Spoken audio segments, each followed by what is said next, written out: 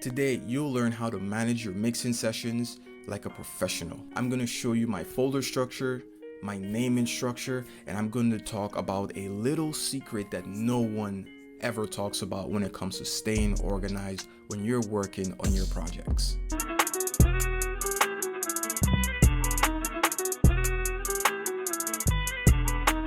Hey, welcome to my channel. I'm Macro from Mixing with Macro.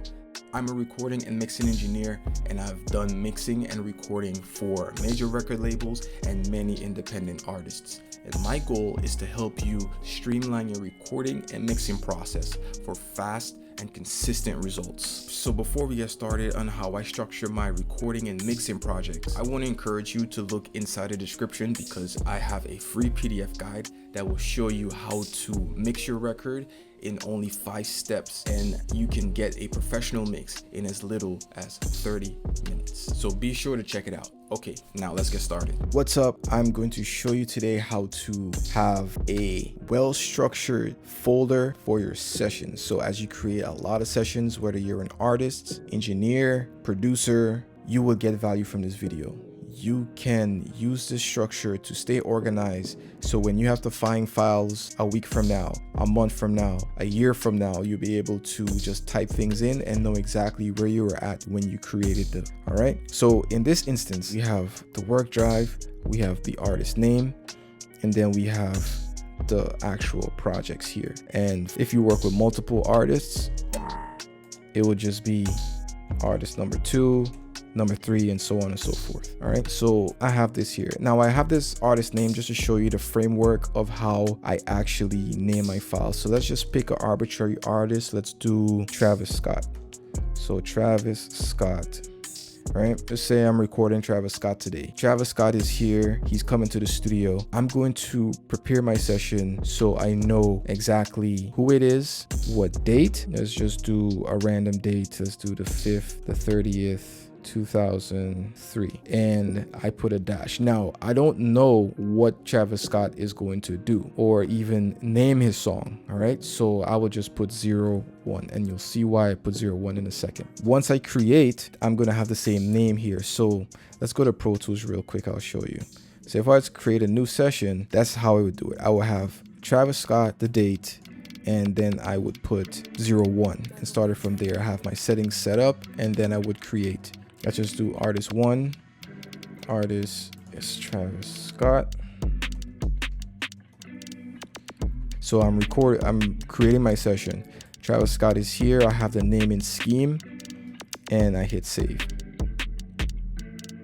All right, let's close that. Now you could see that the file is here. Pro Tools creates a folder, and in the folder, the session file has the actual naming scheme in it as well. So let's just say we do a record today, and 5 months from now they're like, hey, you know that record that we did called this, or the record that we did on this day, or the record by Travis Scott that you recorded. Now I can go back and boom. All right, now here's the thing. This is for a recording session. This is what I would do in reference to a recording session. The artist is coming to the studio, and I'm there early setting up. So what I would do is duplicate. All right, as long as I go into my file here and set up Pro Tools the way I want it, and make sure that signal is running through, like I can get the microphone in and everything is sounding good within my template, I would then duplicate it, and then I would name this one 2. Right, go in the folder, name it 2 as well, then 3, and I would do the same thing here, name it 4, go in the folder, name this 4, and finally I would do 5 and name this 5. I remember I was in a session and the artist brought their own engineer. I noticed the engineer didn't do this. This is such a very simple step. It only takes a couple minutes to do this, and it could save you loads of time in the future. And I told the engineer, I said, hey bro, you should duplicate this session. Make like 5 duplicates, 4 duplicates of it, so when the artist is ready, they can move on. Here's why. Sometimes, just say Travis Scott came to the studio, he started doing this record. Maybe he does a hook and he doesn't want to do a verse yet. He's like, all right, I'm gonna send this off to Kid Cudi so he could do a verse on it. So he's done with this session. That's a quick session. He's like, all right, pull up the next beat. You as the engineer, right? You have to be ready. You say, all right, Next song, you already have it set up. Boom, you hit open and the session is ready to go. What's next? Like, let's go. You're always on top of it. You're way ahead of the artist. This is just being ahead of the artist. All right. So with this, that's how I would do it. Now, this is how we prepare for a recording session. When it comes to mixing, let's just say Travis Scott is like, all right, I like this record, bro. I need you to mix it. Okay, great. So I mixed the record. The record is sounding dope and everything. I wouldn't open this file. Let's go back to the Finder. I would now open this file that I've done on the day of Travis Scott. Let's just say today it's 30 days later. So that would put us at like, you know, just call it the 30th of June. All right, after May is June. So now what I would do, I'd open this up.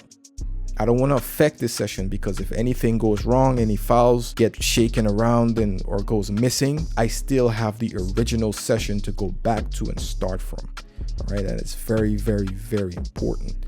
Okay, so now what I would do a save as. Now what a save as does, it copies the session, but it doesn't copy all the files. That's what a save copy in does.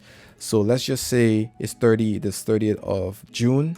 A month later, Travis wants me to mix the record. Then let's just call the record Calabasas, right? Just, you know, I think he lives over there or something. All right, featuring Kid Cudi. Now the date has changed and I'm gonna click save. Now you can see up here that it changed. Now I know I'm in a new session, it's a new day, and I'm going to mix this record. And when you look inside of your folder, you can see it. All right, boom, it's there. Now let's just say I did a bunch of stuff. Kid Cudi is sounding good, Travis is sounding good. I want to do some more processing to it. I would now do a save as, and to get the quick menu, it's Control-Command-S. And I don't need to rename this, just to say I'm working on it on the same day. All I would do is just do 1. All right. Or if I'm doing something specific that I want to know, to say I'm doing some vocal tuning. All right. Save as, I would do vocal tune. All right. Name it 2. Now, when you go back into the folder, you're organized. You're like, all right, I know I have to go back to this particular session so I can get it done because it has the most recent date and it has the most recent numbering system. You could see it right there. So you know exactly what you've done in this session here, and you know exactly which order you've done it in. So that's what I would do. Quick recap. I have my work drive. I'm working with Travis and we have the sessions here. I would even go ahead and rename this out here as well. Calabasas. Put the S out there. All right, you have it here. Boom, it's ready. You know when you did this record, you know what it's called, you know who's the artist. You go in, you know exactly which order you did everything in. And even if you didn't, even if something might look a little bit confusing, because for me, if it doesn't have a number, I know it's the first one. That's just my thing. Your thing might be a little bit different, whatever fits for you. So that's it. That's what I want to share with you. Go into the comments and let me know how you structure your files, what are some tips that you use, and share with me what you would like me to cover more in depth on. And I hope you took a lot from this video, and I hope you have a very organized system now where you can always stay on top of your files.